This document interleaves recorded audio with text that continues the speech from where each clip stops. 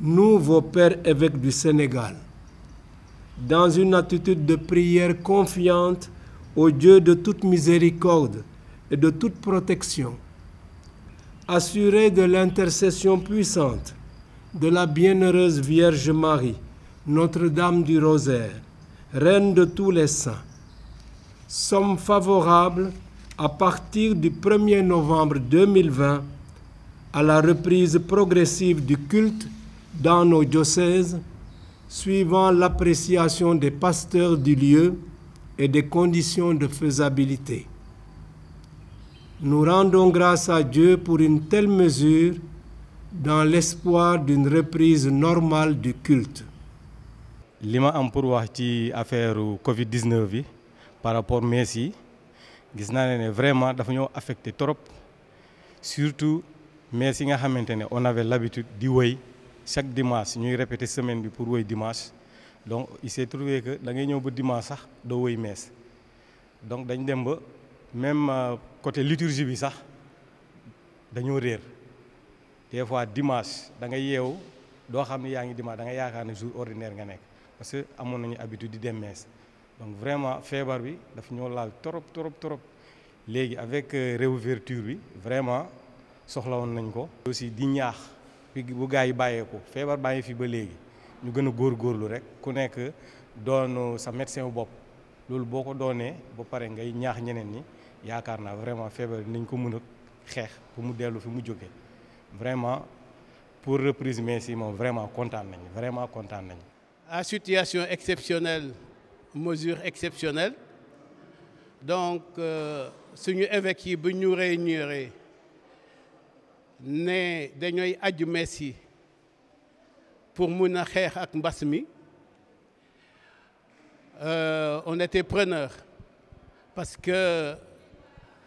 ñun xamoon nañ ne regroupement yi day tax feebar bi gën a law te def doon indi ay jafe-jafe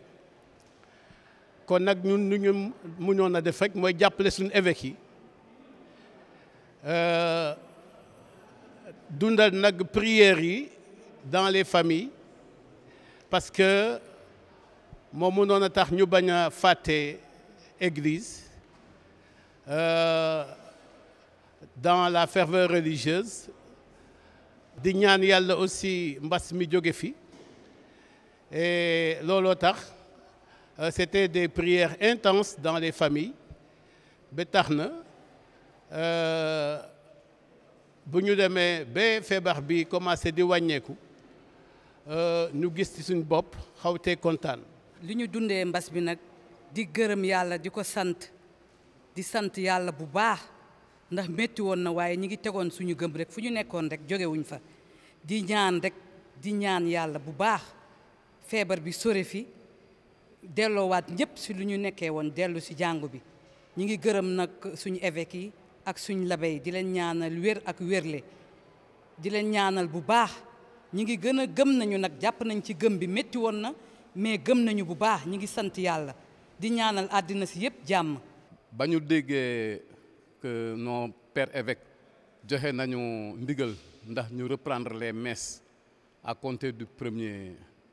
novembre vraiment ñun ñëpp a ko rafetlu parce que à un moment donné ñun dañoo newoon un chrétien boo ko xañee dem messe le dimanche xañ nga ko lu bari waaye nag comme ni ko gars yi waxee à situation exceptionnelle mesure exceptionnelle et en plus de ça Yesu Christa dafa ne man dama ñëw pour joxe dund gi te dama koy joxe ba mu mot sëkk donc c'est pour cela suñu père évêque jëloon mesure pour ñu arrêter woon messe yi parce que pour feebar bi day dugg ci nit yi te mën na andi dee comme que Yesu Christa dafa andi dund pour que nit ñi dund ñun ñëpp ñu ànd ci loolu rafet ci loolu te dañ doon wax ne bu fekkente ne yëf yi xare la seytaane yaakaar na ne gañe na mais xëy na dafa gañe woon benn combat mais guerre bi ci boppam xare bi ci boppam du ko mos a gañe parce que on va reprendre les messes yi dañ koy jëlaat donc seytaane na xam ne lépp lu mu doon wàcc rek sori na parce que benn arme la ñu am muy Yesu Christa moo tax rafetlu nañu vraiment ndigal bi père évêque yi jël pour ñu mën a recommencer les messes. mbas mi nag niñ ko dundee woon métti na torop demoon nañ ba man de sama bopp mere woon naa sax làbbe yi ndax dama naan làbbe yi mënoon nañu ñuy defaral messe par COB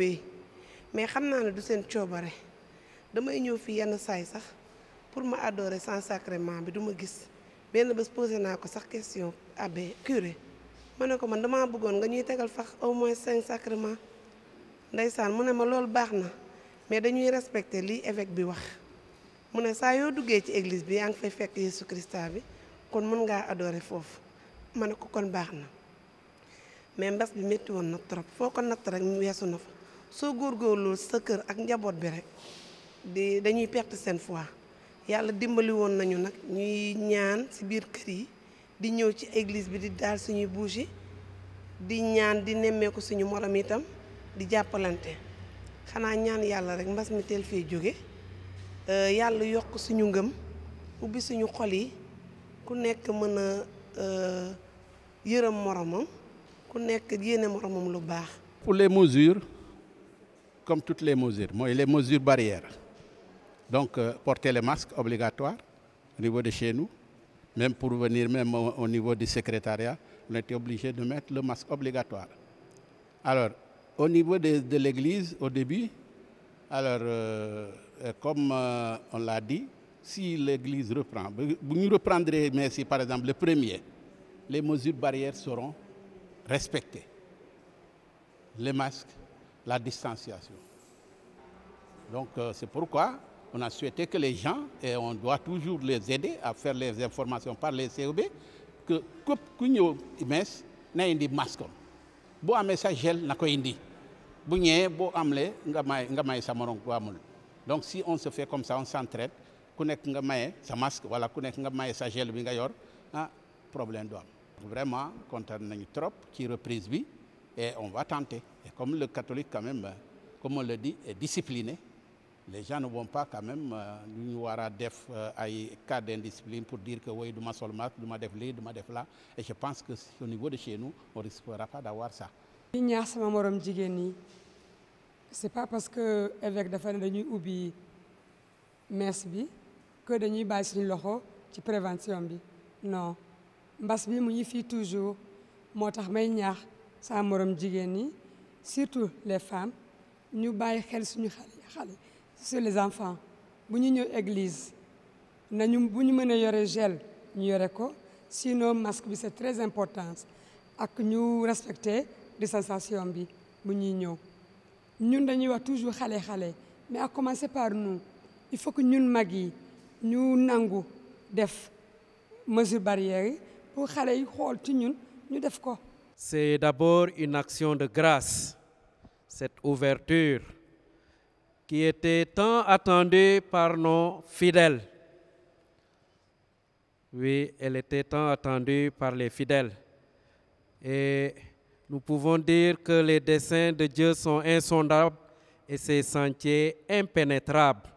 Encore une fois, une action de grâce au Seigneur, maître du temps, maître de l'histoire, maître du spirituel et maître du temporel. Le Seigneur, maître de nos vies.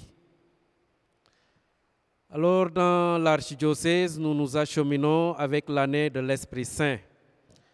Nous voulons aussi que cet esprit nous éclaire, nous donne la claire vision de ce que nous devons faire,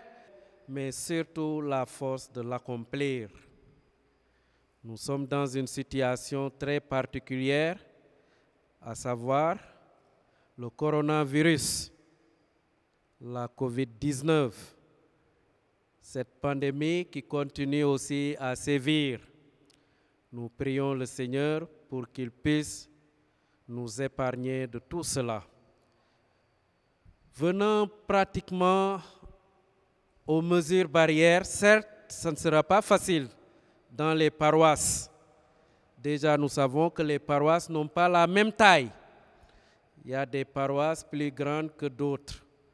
Maintenant, comme pasteur, on va essayer de s'organiser autour du conseil pastoral paroissial, mais surtout aussi autour du service d'ordre. Dans les paroisses, nous avons ce que l'on appelle le service d'ordre, qui nous aideront à respecter les mesures barrières et sanitaires, entre autres mesures. Donc, ñu ngi ñuy ñaan ndax ñu mun a raxas loxo yi ak gel raxas ba mu set. Pour mesures barrières yi aussi distanciation bi am na ci solo. Aussi, comment faire pour entrer dans l'église, comment faire pour sortir. En tout cas, on espère que les fidèles donc, vont bien accueillir ce qui sera recommandé par les pasteurs, par les services d'ordre qui seront mis en place. Nous pouvons dire que cette lutte aussi de la pandémie, c'est peut-être quelque chose que le Seigneur nous confie et nous devons faire face à cette pandémie autant que nous sommes. Voilà. Donc, on dit que l'union fait la force. Ça ne revient pas seulement aux pasteurs, ni aux conseils, ni aux femmes catholiques, mais nous devons nous mettre la main dans la main pour faire face à cette pandémie aussi qui est en train de sévir. Voilà, les mesures barrières, nous ferons attention par rapport à ce qui est édicté dans la lettre des évêques par rapport à la conférence épiscopale. Je le disais tout à l'heure, certes, ça ne sera pas facile parce qu'on peut avoir des incompréhensions, on peut ne pas être compris et peut-être ça peut amener des frustrations de part et d'autre, mais tout cela, nous allons éviter pour faire au mieux. Voilà, en tout cas, quelque part, je dis que c'est une mission qui nous est confiée à nous tous. Alors cette mission aussi, nous devons la faire, essayer de la comprendre et de la vivre autant que nous sommes. Voilà, les adultes, les enfants et tout le monde, c'est une mission en tant que baptisés qui nous revient à nous tous. Et même au-delà de la chrétienté, au-delà même de nos églises aussi, parce que nous rencontrons d'autres personnes dans le quartier, dans la famille, etc. Donc, qui ne viennent pas forcément aussi à l'église. Alors, si nous prenons certaines dispositions et que les autres ne la prennent pas aussi, peut-être la lutte peut ne pas trop être efficace. Alors, encore une fois, c'est un appel, même si nous, chrétiens, nous ouvrons, mais c'est un appel aussi pour tout le peuple sénégalais.